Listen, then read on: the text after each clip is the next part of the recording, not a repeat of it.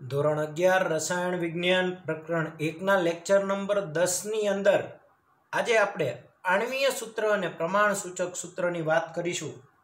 આપણે લાસ્ટ લેક્ચરમાં તત્વયોગમિતીય ગણતરી ઉપરથી ઘટકોનું બંધારણીય ટકાવારીની વાત કરી હતી કે ભાઈ કોઈ પણ સંયોજન હોય તો એમાં કોઈ પણ એક તત્વની કેટલો ટકાવારી ભાગ રહેલો છે એની વાત કરી હતી। હવે એના ઉપરથી આણ્વીય સૂત્ર અને પ્રમાણ સૂચક સૂત્રની વાત કરીએ। આમાં આપણને ટકાવારી આપી હશે અને પ્રમાણ સૂચક સૂત્ર ઉપરથી અણુ સૂત્ર શોધવાની વાત અહીંયા આપણે ભણવાની છે। તો આ ટોપિક આપણા માટે ખૂબ જ મહત્વનો, ધોરણ 11-12 સાયન્સ પૂરતી જ વાત નથી, 11 સાયન્સના આ એક ઘટક પૂરતી જ વાત નથી, પણ ધોરણ 12 સાયન્સની અંદર અને આગળ ઉપર આ ટોપિકની આપણે ખૂબ જ વધારે જરૂરિયાત રહેશે। એટલે આ ટોપિકને આપણે બધા વ્યવસ્થિત રીતે યાદ રાખીએ, આણ્વીય સૂત્ર અને પ્રમાણ સૂચક સૂત્ર। તો સૌથી પહેલા પ્રમાણ સૂચક સૂત્ર કોને કહેવાય? સૌથી પહેલા પ્રમાણ સૂચક સૂત્ર કોને કહેવાય? તો પ્રમાણ સૂચક સૂત્ર એટલે કે સંયોજનમાં રહેલા જુદા જુદા પરમાણુની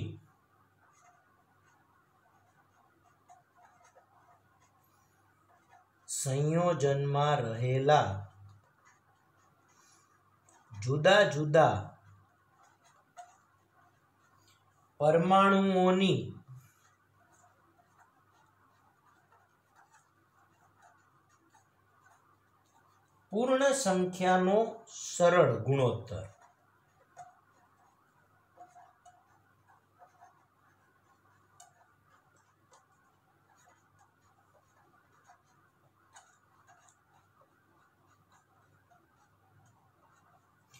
કોઈ પણ સંયોજન હોય એમાં કેટલા પરમાણુ રહેલા છે એ બધા જ પરમાણુની પૂર્ણ સંખ્યાનો સરળ ગુણોત્તર હોય એને પ્રમાણ સૂચક સૂત્ર કહેવાય। જ્યારે આણ્વીય સૂત્ર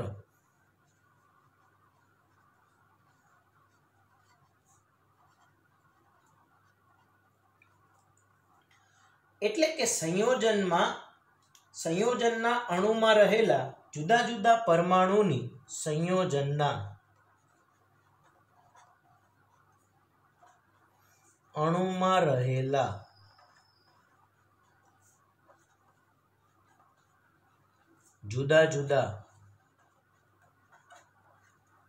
પરમાણુની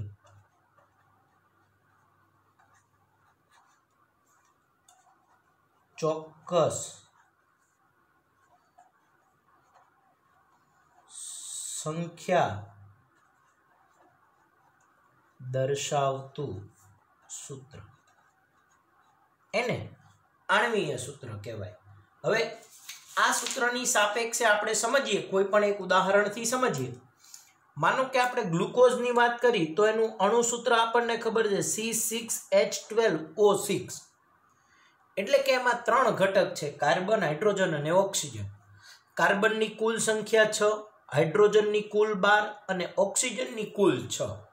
એટલે આને એમ જોવા જઈએ તો કાર્બન જેમ હાઇડ્રોજન જેમ ઓક્સિજન એટલે 6:12:6 થયું। પણ આને જો 6 વડે ભાગી નાખો તો 1:2:1 થયું। તો આ સાદો ગુણોત્તર આવ્યો, સાદો અથવા તો સરળ ગુણોત્તર આવ્યો। આ સરળ ગુણોત્તરને એટલે કે કાર્બન 1, હાઇડ્રોજન 2 ને ઓક્સિજન 1, તો C1H2O1, તો CH2O આ ગ્લુકોઝનું પ્રમાણ સૂચક સૂત્ર થયું। આને એનું પ્રમાણ સૂચક સૂત્ર કહેવાય, આને ગ્લુકોઝનું પ્રમાણ સૂચક સૂત્ર કહેવાય અને આને ગ્લુકોઝનું આણ્વીય સૂત્ર કહેવાય। આણ્વીય સૂત્ર એટલે કુલ સંખ્યા દર્શાવતો ભાગ। આ દરેક ઘટકની કુલ સંખ્યા આવી ગઈ, કુલ સંખ્યા લખી નાખો, દરેક પરમાણુની કુલ સંખ્યા દર્શાવતું સૂત્ર, તો એ સૂત્રને આણ્વીય સૂત્ર કહેવાય। પણ ઘટકોનું ચોક્કસ પ્રમાણ એની પૂર્ણ સંખ્યાનો ગુણોત્તર, અને આ ગુણોત્તર હંમેશા પૂર્ણ સંખ્યા હોવો જોઈએ. આ ગુણોત્તર હંમેશા પૂર્ણ સંખ્યા હોવો જોઈએ. તો આ પૂર્ણ સંખ્યાના આ ગુણોત્તરને આપણે એનું પ્રમાણ સૂચક સૂત્ર કહીએ છીએ.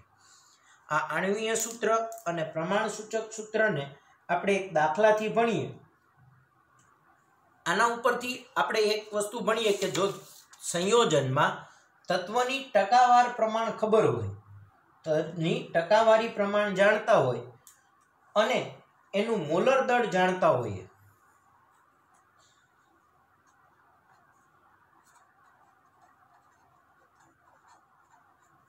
સંયોજનમાં રહેલા જુદા જુદા તત્વોના દળ ટકાવારી જો જાણતા હોઈએ તો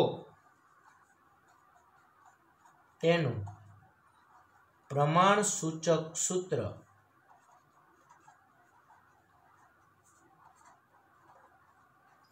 નક્કી કરી શકાય છે.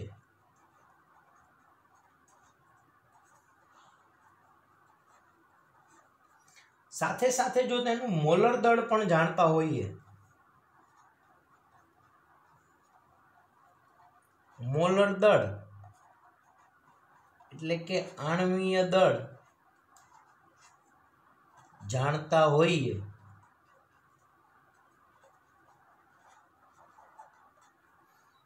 તો અણુસૂત્ર પણ શોધી શકાય છે.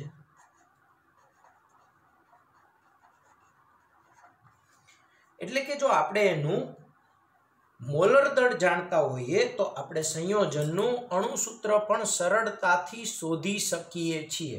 આવો એક સરસ મજાનો દાખલો આપણે અહીંયા ગણીએ. તો આપણને એક ઉદાહરણ આપણની ચોપડીમાં કોયડો 1.2 આપ્યો છે.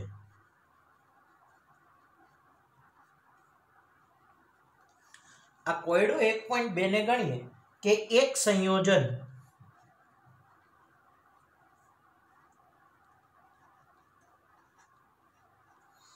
.07% હાઇડ્રોજન, 24.47% કાર્બન અને 71.65% ક્લોરીન ધરાવે છે.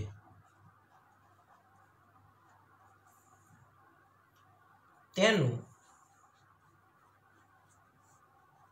મોલર દળ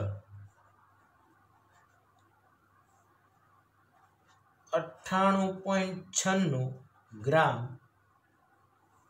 છે. તો તેના પ્રમાણ સૂચક સૂત્ર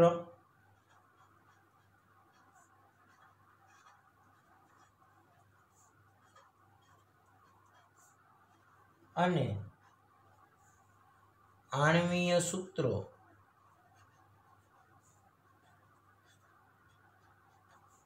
શું હશે?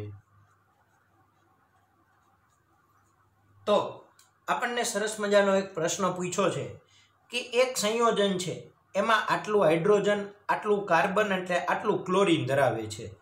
જો એનું મોલર દળ આટલું હોય તો પ્રમાણ સૂચક સૂત્ર અને આણ્વીય સૂત્ર શું હશે? અહીંયા ધ્યાન રાખીએ, આપણે ગ્લુકોઝમાં માનો કે ગ્લુકોઝનું સૂત્ર હતું C6H12O6, આનો અણુભાર લીધો તો આપણે 180 ગ્રામ પ્રતિ મોલ હતો. પછી ગ્લુકોઝમાં કાર્બનનું ટકાવાર પ્રમાણ, ખાલી જગ્યા ટકા પ્રમાણ, હાઇડ્રોજન અને ઓક્સિજન ખાલી જગ્યા ટકા પ્રમાણમાં છે. તો આ આપણે ગોઈતું. હવે આપણે આમથી આમ દાખલો ગણવાનો છે. કે કાર્બન, હાઇડ્રોજન અને ઓક્સિજનનું ટકાવાર પ્રમાણ આપ્યું હોય ને અણુ સૂત્ર ગોતવાનું છે એવો દાખલો છે. પણ અહીંયા આપણને 3 આપ્યા છે, હાઇડ્રોજન, કાર્બન અને ક્લોરીન. એવું કીધું છે કે હાઇડ્રોજન 4.07% છે, કાર્બન છે એ 24.47% છે અને ક્લોરીન એ 71.65% જેટલું છે. તો અને એનું મોલર દળ આટલું હોય તો તેનું પ્રમાણ સૂચક સૂત્ર અને આણ્વીય સૂત્ર શોધો.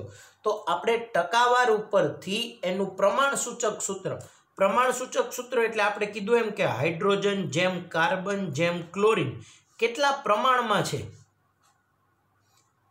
એનો પૂર્ણ સંખ્યાનો ગુણોત્તર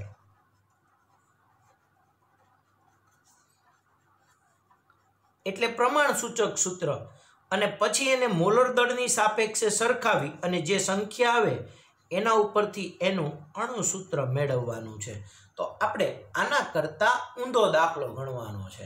આમાં આપણને ગ્લુકોઝનું અણુ સૂત્ર આપ્યું હતું, ટકાવાર પ્રમાણ મેળવ્યું હતું. હવે આપણને ટકાવાર પ્રમાણ આપ્યું છે અને અણુ સૂત્ર મેળવવાનો દાખલો અહીંયા આપણે ભણીએ. પણ આ દાખલાને ટેક્સ્ટબુકમાં ઘણો બધો લાંબો આપ્યો છે. એને એક કોષ્ટક સ્વરૂપે જુદી રીતે કઈ રીતે લખી શકાય એની હું તમને વાત કરું. તો એ જ દાખલાને આપણે એક કોષ્ટક સ્વરૂપમાં સરસ મજાનો દર્શાવીએ. તો આપણે આ દાખલાને એક કોષ્ટક સ્વરૂપમાં ફેરવીએ. કોષ્ટક સ્વરૂપમાં ફેરવતી વખતે આપણે કેટલા તત્વો આપ્યા છે તો આટલી વસ્તુ યાદ રાખો. સૌથી પહેલા લખવાના આપણે તત્વ, પછી તત્વનું પર્સન્ટેજ પ્રમાણ, તત્વનું પર્સન્ટેજ પ્રમાણ લખ્યા પછી જે તે તત્વનું પરમાણ્વીય દળ,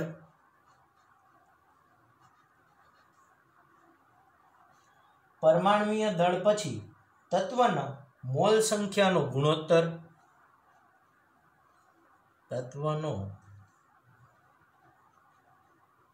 મોલ સંખ્યાનો ગુણોત્તર, મોલ સંખ્યાના ગુણોત્તર પછી એનો સાદો ગુણોત્તર,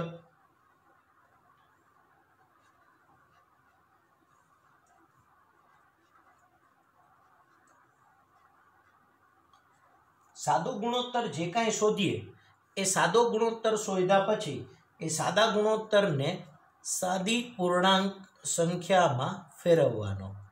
તો એ સાદા ગુણોત્તરની સાદી પૂર્ણાંક સંખ્યા અને આની સાપેક્ષે આપણે દાખલો ગણીએ.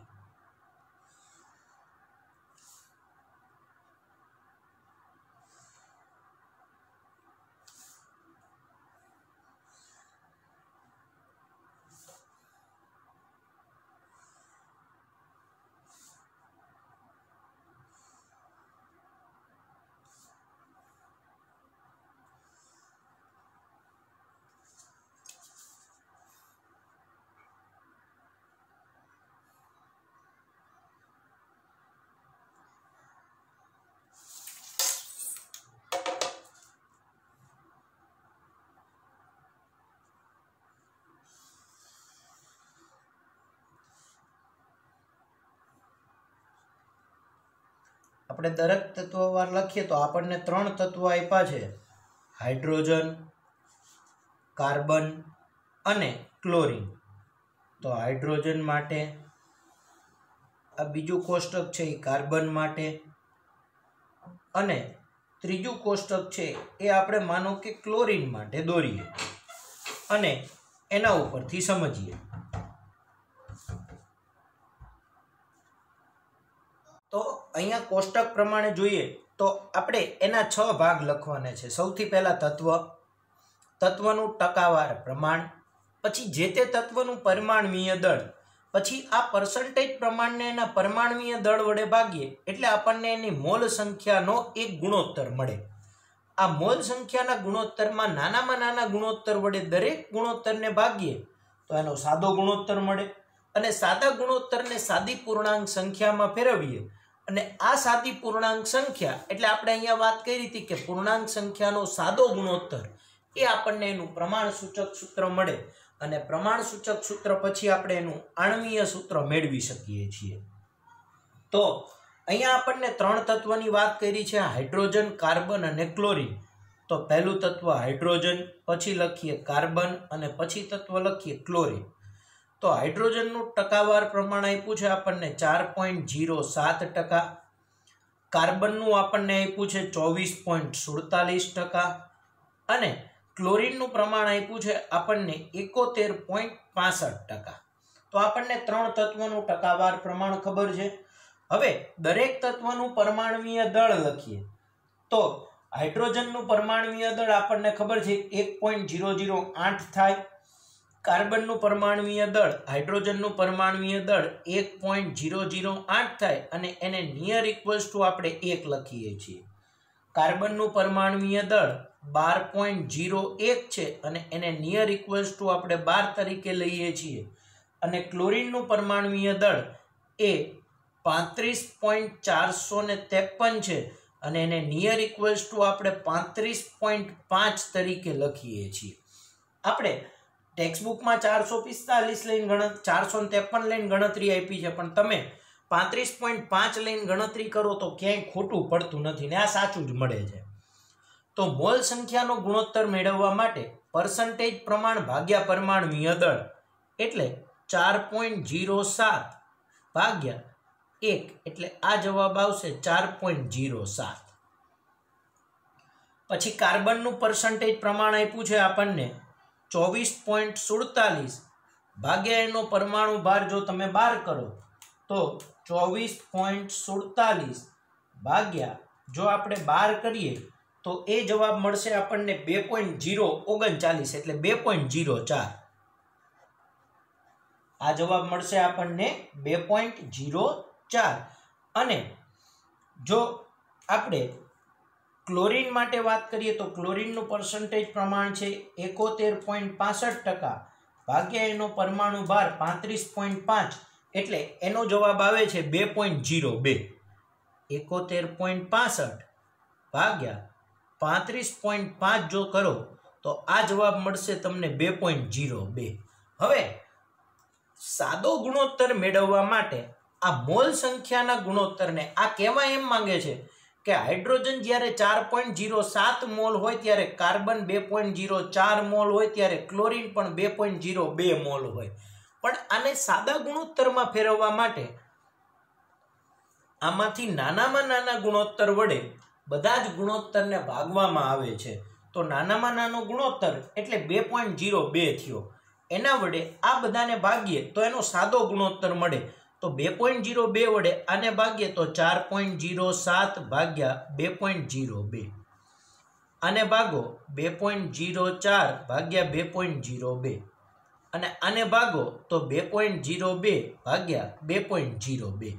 હવે સમજો નાનામાં નાની સંખ્યા વડે ભાગ્યો એટલે આ ભાગાકારનું મૂલ્ય 1 થઈ ગયું, એટલે આનું પ્રમાણ 1 હોય ત્યારે કમ્પેરિઝનમાં આ બેનું પ્રમાણ કેટલું છે એ દર્શાવતો ગુણોત્તર મળ્યો। તો આપણે વાત કરીએ તો એની ઉપરના ગુણોત્તર 2.04 ભાગ્યા 2.02 આની વાત કરીએ તો જવાબ 1.0099 એટલે 1.01 મળે છે, 1.01 મળે છે। અને 4.07 ભાગ્યા જો 2.02 કરીએ તો આ જવાબ અહીંયા આપણને સાદો ગુણોત્તર 4.07 ભાગ્યા 2.02 ની વાત કરીએ તો 2.015 મળે છે, 2.015। હવે આને સાદી સંખ્યામાં ફેરવવું તો 5 કરતા પોઈન્ટ વધારે હોય તો આગળ 1 ઉમેરવાનો, નહીતર એનો ઈ લખવાનો, એટલે આનો પણ સાદી સંખ્યાનો ગુણોત્તર 2 થઈ ગયો, આનો સાદી સંખ્યાનો ગુણોત્તર 1 થઈ ગયો અને આનો સાદી સંખ્યાનો ગુણોત્તર 1 થઈ ગયો। એટલે કે હાઇડ્રોજન જેમ કાર્બન જેમ ક્લોરીનનું પ્રમાણ 2:1:1 આવશે। આ સંખ્યાને પૂર્ણ સંખ્યામાં ફેરવવાની અને એની સંજ્ઞા લખી અને એને અનુરૂપ પ્રમાણ સૂચક સૂત્ર, તો હવે આપણે દર્શાવી શકીએ આ પ્રમાણ દર્શાવતું સૂત્ર એટલે કે પ્રમાણ સૂચક સૂત્ર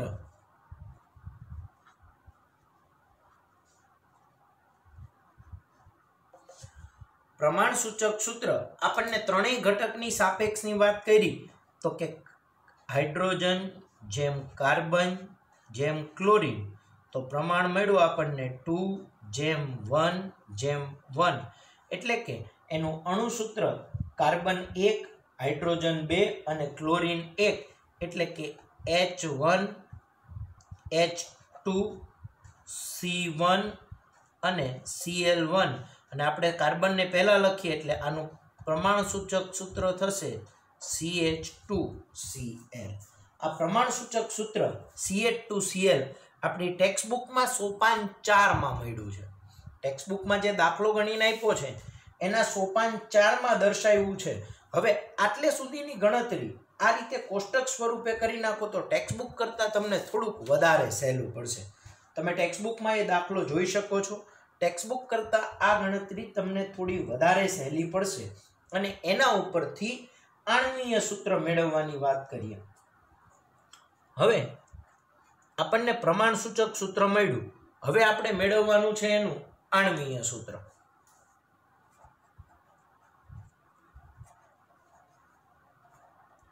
તો આણ્વીય સૂત્ર મેળવતી વખતે પ્રમાણસૂચક સૂત્રનું દળ નક્કી કરવાનું. એ દળનો મોલર દળ વડે પ્રમાણસૂચક સૂત્ર દળને ભાગીએ એટલે આપણને એક ગુણાંક મળે, અને એ ગુણાંકને આપણે પ્રમાણસૂચક સૂત્ર વડે ગુણી નાખીએ એટલે આપણને આણ્વીય સૂત્ર મળે. તો આણ્વીય સૂત્ર મેળવવા માટે સૌથી પહેલા પ્રમાણસૂચક સૂત્રનું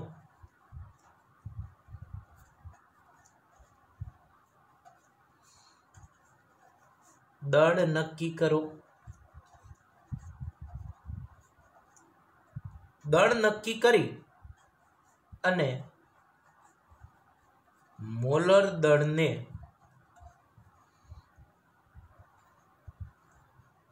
પ્રમાણસૂચક સૂત્ર દળ વડે ભાગો. આ ભાગો ને એટલે આપણને એક ગુણાંક મળે, અને છેલ્લે પ્રમાણસૂચક સૂત્રને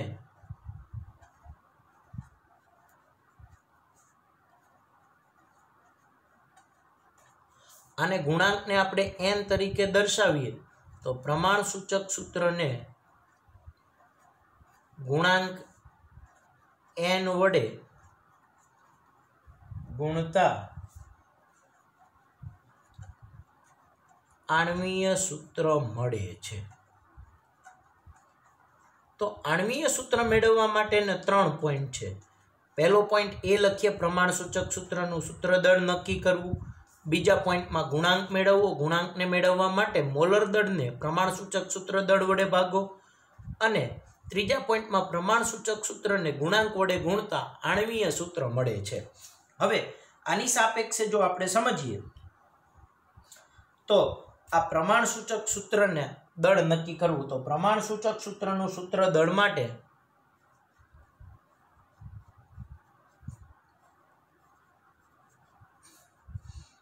પ્રમાણસૂચક સૂત્રનું દળ બરાબર, હવે પ્રમાણસૂચક સૂત્ર છે CH2Cl એટલે 1 ગુણ્યા કાર્બનનું દળ, તો 1 ગુણ્યા કાર્બનનું દળ વત્તા 2 ગુણ્યા હાઇડ્રોજનનું દળ અને વત્તા 1 ગુણ્યા ક્લોરીનનું દળ. તો આપણે પૂર્ણાંક સંખ્યાથી ગણીએ તો કાર્બનનું 1 ગુણ્યા 12 વત્તા 2 ગુણ્યા હાઇડ્રોજનનું 1 વત્તા 1 ગુણ્યા ક્લોરીનનું 35.5. તો આ જવાબ આપણને મળશે 12 વત્તા 2 વત્તા 35.5. તો 12 વત્તા 2 વત્તા 35.5 જો આ બધાનો જવાબ કરીએ તો એ જવાબ આપણને 49.5 મળશે. 35 ને 2 37 અને 37 ને 12 49.5. તો આ પ્રમાણસૂચક સૂત્રનું સૂત્રદળ આપણો પહેલો મુદ્દો એ આપણને 49.5 મળ્યું. હવે બી મુદ્દામાં ગુણાંક નક્કી કરીએ તો ગુણાંક n બરાબર મોલર દળ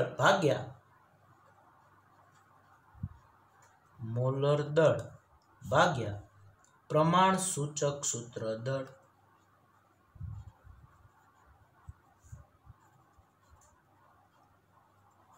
અને મોલર દળ છે ને હંમેશા તમને રકમમાં આપ્યું હોય તો એનું મોલર દળ આપ્યું આપણને 98.96. મોલર દળ આપણને આપ્યું છે 98.96 ભાગ્યા 49.5. તો જો તમે એ ભાગો કે 98.96 ભાગ્યા 49.5 તો આ જવાબ આપણને મળે છે 1.9991. 1.9991 અને એને નિયર ઇક્વલ્સ ટુ લખો તો ગુણાંક 2 થયો. તો આપણને એનો ગુણાંક n બરાબર 2 મળે છે. ગુણાંક n બરાબર કેટલા મળ્યા? 2. અને ત્રીજા સ્ટેપની અંદર આણ્વીય સૂત્ર મેળવવા માટે પ્રમાણ સૂચક સૂત્રને ગુણાંક વડે ગુણતા. તો આણ્વીય સૂત્ર તો પ્રમાણ સૂચક સૂત્ર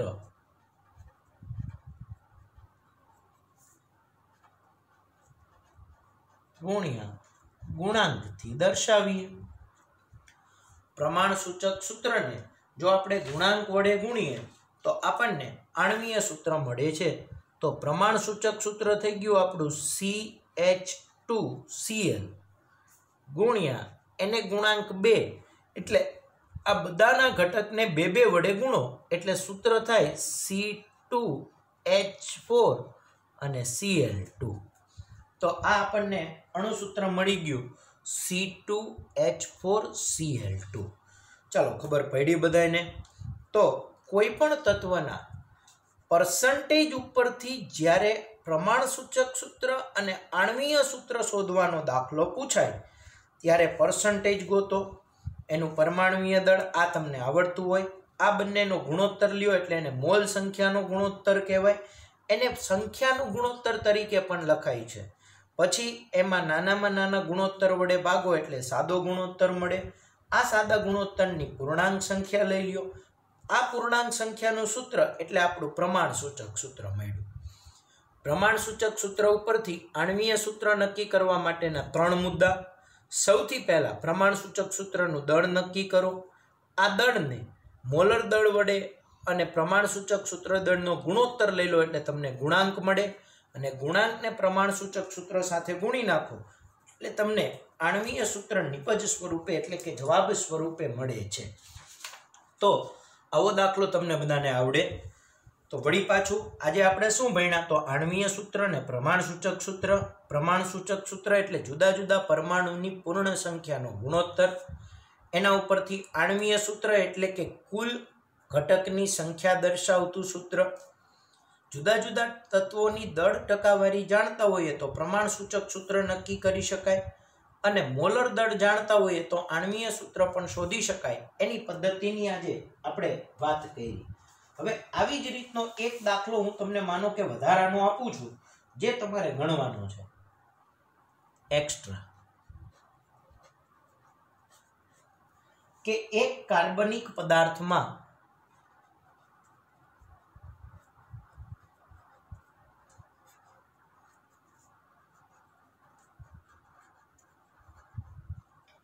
કાર્બન, હાઇડ્રોજન અને ઓક્સિજનનું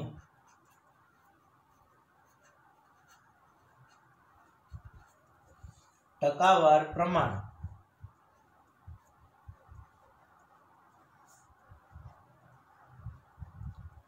અનુક્રમે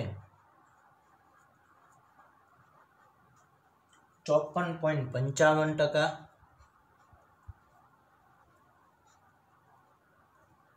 9.06% અને 36.39% છે.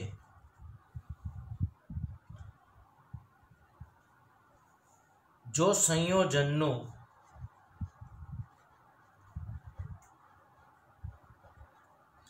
આણ્વીય દળ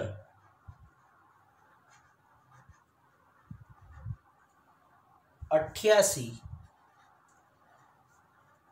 ગ્રામ પ્રતિ મોલ હોય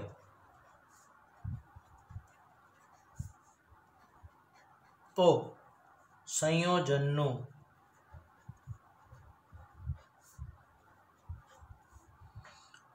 પ્રમાણસૂચક સૂત્ર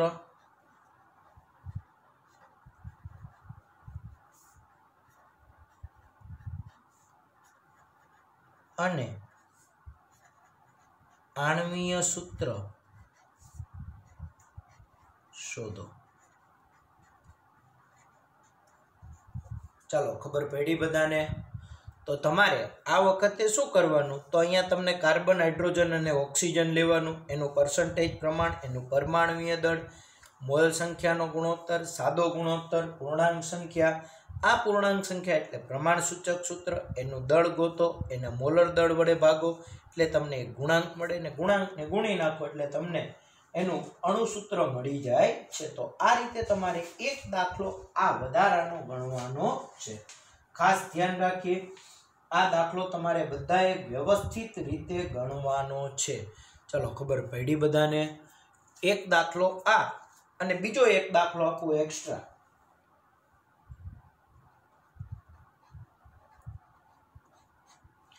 કે કાર્બનિક પદાર્થમાં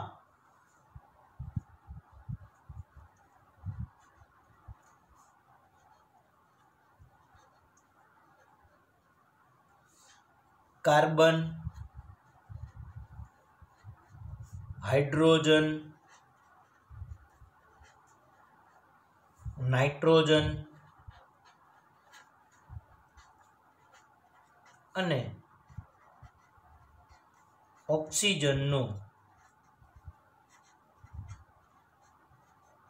તો આમાં 4 તત્વ આપ્યા આપણને, કાર્બન, હાઇડ્રોજન, નાઇટ્રોજન અને ઓક્સિજનનું ટકાવાર પ્રમાણ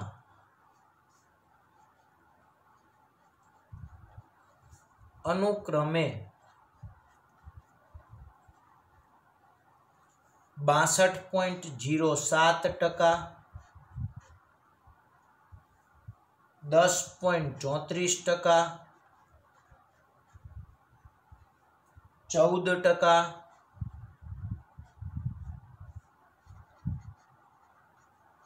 અને 13.59% છે. તો તેનું પ્રમાણ સૂચક સૂત્ર શોધો.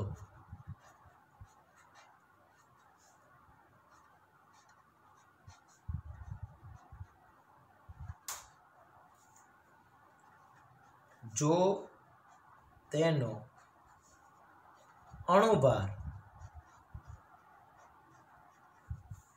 114 હોય,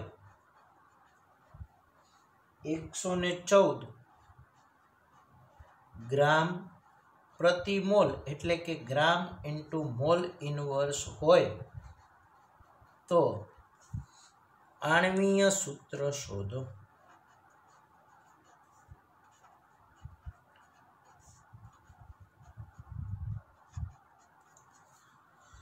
તો તમારે આ બે દાખલા એક્સ્ટ્રા ગણવાના છે. આ દાખલા પ્રમાણે તમારે આ બે દાખલા ગણવાના છે ને હવે પછી જે કંઈ દાખલા ગણાવીએ છીએ એ તમારા માટે ખૂબ જ મહત્વના છે. એટલે વ્યવસ્થિત ધ્યાન રાખી અને દાખલાને ગણીએ અને યાદ રાખીએ.